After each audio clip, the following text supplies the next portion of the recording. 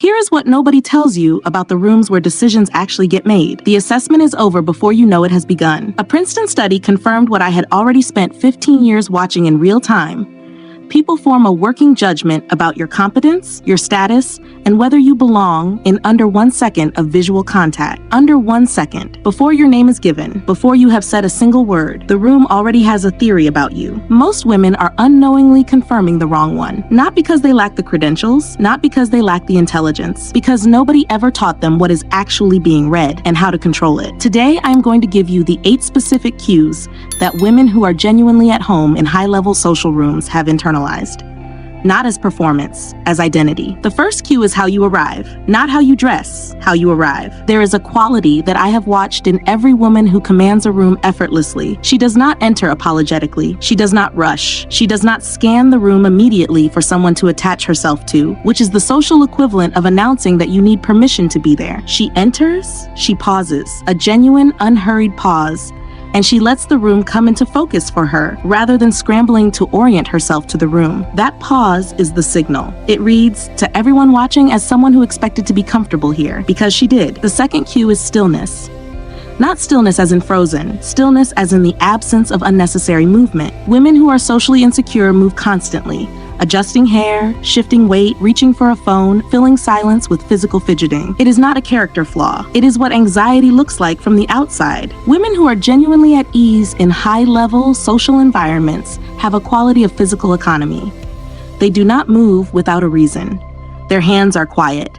Their posture is settled. A behavioral study from the University of British Columbia found that expansive, controlled physical presence is consistently associated with perceived higher status. Not because it is a power pose, but because stillness communicates that you have nothing to prove and nowhere you would rather be. The third cue is eye contact, and this is the one most women get wrong in a very specific direction. The common advice is to maintain eye contact. That is incomplete and in certain contexts actively counterproductive. Women who are truly comfortable in elite social rooms do not stare, they hold. There is a difference.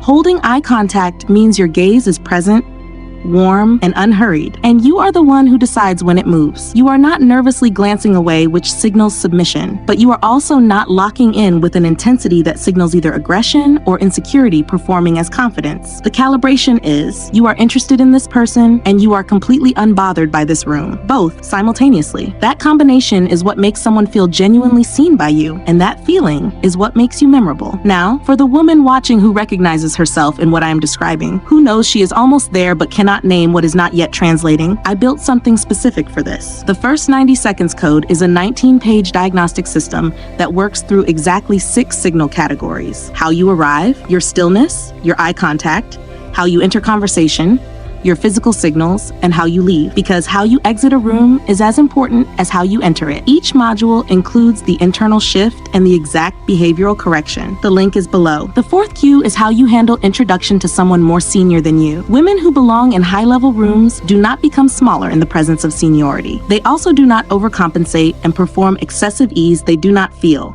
What they do is remarkably simple. They treat the introduction as between equals, because internally, that is how they have framed it, not arrogance. Calibration. I have watched women with every credential visibly contract in the presence of a board member or a principal, and I have watched those rooms immediately recalibrate their assessment downward. The room does not think less of the senior person for being treated with respect. The room thinks less of the woman who made her own diminishment visible. The fifth cue is conversational entry, specifically how you make your first contribution to a group conversation. Women who are genuinely at home socially do not wait for permission to speak, but they also do not compete for the floor. They choose their moment. They let a thought land, let a brief beat of silence open, and then they enter with a complete sentence. Not a qualifier, not an apology for having an opinion, a complete unhurried sentence. The internal work behind this is the decision, made in advance, that your perspective is worth the room's time. Women who have not yet made that decision speak in questions when they mean to speak in statements, trail off mid-sentence as if checking whether they have permission to finish, and laugh slightly before saying something they are not yet sure the room will receive well. The room notices all of this. Not consciously, but it registers. The sixth cue is how you handle disagreement in a social setting. This is where genuine social confidence becomes visible, because this is where most people either capitulate or overcorrect. Women who belong in high-level rooms handle disagreement with a quality I can only describe as pleasant firmness. They do not become apologetic when someone pushes back on a position they hold. They do not escalate into defensiveness. They say something to the effect of, "I hear that. I see it differently," and then they articulate why, calmly and completely. That combination, genuine acknowledgement followed by an unapologetic, clearly reasoned alternative, signals someone who has a relationship with her own opinions that does not depend on external validation. That quality is rare, and every room recognizes it immediately. The seventh cue is how you receive a compliment. This sounds small, it is not.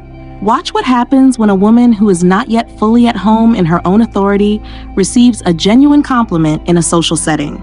She deflects it, dismisses it, immediately redirects it to someone else, or qualifies it into near non-existence. "Oh, this old thing. I got so lucky. It was really the team." These responses are conditioned. They were installed by a culture that taught women that receiving acknowledgement gracefully is arrogance. It is not. A woman who is genuinely comfortable with who she is receives a compliment the way she would receive any accurate piece of information, with warmth, without excess, and without apology. "Thank you. I love it too." That is the entire response. It communicates self-possession in a way that no amount of external confidence performance can replicate. The eighth cue is your exit. The exit is the signal most women never think about, and the one that determines what a room takes away from having met you. Women who are genuinely undeniable socially leave a conversation the way they entered a room, unhurried, deliberate, and on their own terms. They do not trail off. They do not over-explain the reason they are moving on. They bring the conversation to a genuine close, a specific acknowledgement of something said, a brief statement of what they are taking away, and then they leave completely. No lingering, no backward glances, no checking whether they have left the right impression. The impression was built in everything that came before. The exit simply confirms it. Here's what connects all 8 of these cues. They are not behaviors. They are expressions of an internal decision that has already been made. The decision that you belong in the room, that your presence has value, that your opinion is worth finishing, that you do not need the room's permission to be comfortable in it. Every woman I have described today who commands a space effortlessly has made that decision, not once, performatively, before a big event, but daily, privately, so consistently that it stopped being a decision at all and became simply who she is. That is the work, and it is available to every woman willing to do it. The first 90 seconds code is below. The complete 6-signal correction system with the daily calibration practice. For the woman who is ready for the specific work, not the general inspiration. Link below. Come back and tell me in the comments. Which of these 8 cues is your most urgent work right now? I read every single one. I will see you in the next one. Isabel?